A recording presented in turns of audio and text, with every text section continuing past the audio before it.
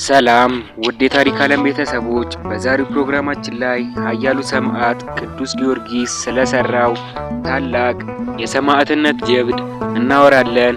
እስከ መጨረሻው ደቂቃ ቪዲዮን ላይክ፣ ቻናሉን ሰብስክራይብ በማድረግ አብራችሁን ቆዩ።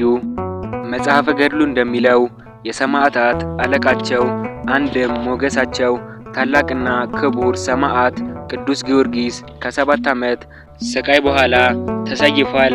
ይህስ ጥንተ ነገሩ እንደምንድነው ቢሉ ቅዱስ የተወለደው ከአባቱ እንስጣጢዮስ እና ከእናቱ ቴዎብስታ የድሮው ፋርስ ግዛት ፍልስጤም ልዳ ውስጥ ነው። የተባረኩ ወላጆቹ ክርስትናን ጠንቅቀው አስተምሮታል።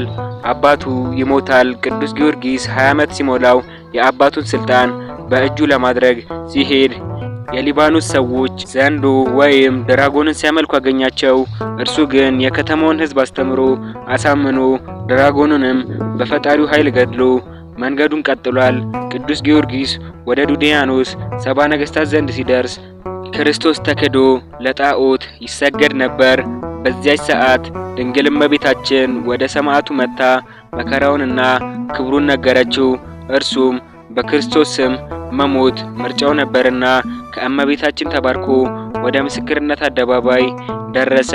ከዚያም ለተከታታይ 7 ዓመታት ብዙ ጸዋዕተ መከራዎችን ተቀበለ። 3 ጊዜ ሙቶ ተነሳ። ከሰው ልጅ ተፈጥሮ ትዕግስት በላይ የሆነ ስቃይን ስለቀናች ሃይማኖት ሲል በመቀበሉ የሰማዕታት አለቃቸው ፀሐይና የንጋት ኮከብ በሚል ይጠራል። ከ7 ዓመታት መከራ በኋላም ከብዙ ተአምራት ጋር ተሰይፎ ደምና ውሃ ወተት ከአንገቱ ፈሷል። 7 አክሊላትም ወርደውለታል። ይህችም ዕለት ለሰማዕቱ ዝርወተ አጽሙ ትባላለች። በቁሙ አጥንቱ የተበተነበት እንደማለት ነው። ቅዱስ ጊዮርጊስ ለዘመናት በብዙ ስቃያት ሲያስጨንቁት ኖረው በጽናቱ አሸነፋቸው። 70 ነገሥታትን ከነሰራዊታቸው ከማሳፈሩ ባሻገር በርካታ በመቶ ሺህ የሚቆጠሩ አሕዛብን ማርኮ ለሰማዕትነት አበቃ። በዚህ የተበሳጨ ዱድያኖስም ኮከበ ፋርስ ቅዱስ ጊዮርጊስን እንዲቆራርጡ ታዘዘ። ወታደሮቹም ቆራርጠው በብረት ምጣድ ላይ ጠበሱት። ያለ ርህራሄም አካሉን አሳረሩት። ቀጥለውም ፈጅተው አመድ ያደረጉት። በአካባቢውም ወደ ነበረው ትልቅ ተራራ ጫፍ ደብረ ይድራስ ወጥተው በነፋስ በተኑት።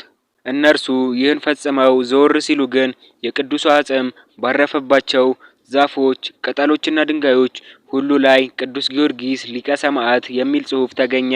ስለዚህችም ይህች ዕለት ቅዱሱ አለቅነትን የተሾመባት ማለት ነው። ወዲያው ግን ኃያል ሰማዕት ቅዱስ ጊዮርጊስ ከተበተነበት ተነስቶ ወታደሮቹን አገኛቸው። በክርስቶስ እመኑ ብሎ አስደንቆ ወደ ሕይወት መራቸው። 70 ነገሥታት ግን አፈሩ። ዳግመኛም የከሃዲ ንጉሥ ዱድያኖስ ግንድ አምጥተው ቅዱስ ጊዮርጊስን በግንዱ ላይ እንዲቸነክሩ ታዘዘ። በላዩም ላይ ሰም አፍስሰው እሳት እንዲያነዱበት አደረገ። ከዚህም በኋላ እንደ መጭመቂያ ሆኖ ከተሰራ የስቃይ መሳሪያ ላይ አወጡት። ሰውነቱንም ሰነጠቁት፣ እንዲጨምቁትም አዘዘ። አንጀቱ ሁሉ ወጥቶ ከምድር ላይ እስኪዘረገፍ ድረስ እንዲሁ አደረጉበት። ነፍሱ ከስጋው ተለየች። የሰማዕቱንም ስጋ አቃጠሉት፣ ፈጩት፣ አመድ ሆነ። በቀፎ አድርገው ይድራስ ወደሚባል ተራራ ላይ በነፋስ ዘሩት።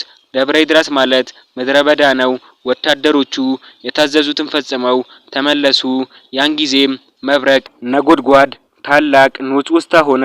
ምድርም ከመሰረቷ እስክትናወጥ ድረስ ከሰማይ ድምጽ ተሰማ።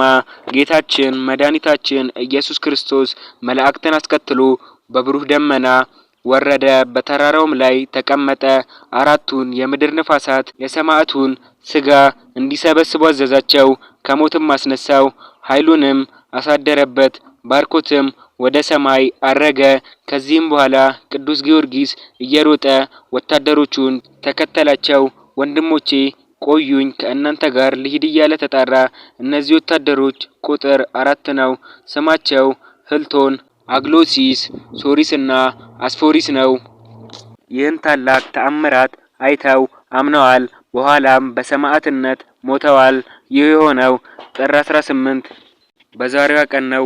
ይህንንም ቀን ዝርወተ አጽሙ ስትል ቤተክርስቲያን ሰማዕቱ አዘክራ ትውላለች። ውድ ተመልካቾቻችን እስከዚህ ደቂቃ ድረስ ስለተከታተላችሁን እያመሰገንን ቻናሉን ሰብስክራይብ በማድረግ እንደዚህ አይነት መንፈሳዊ ቪዲዮዎች ይደርሶታል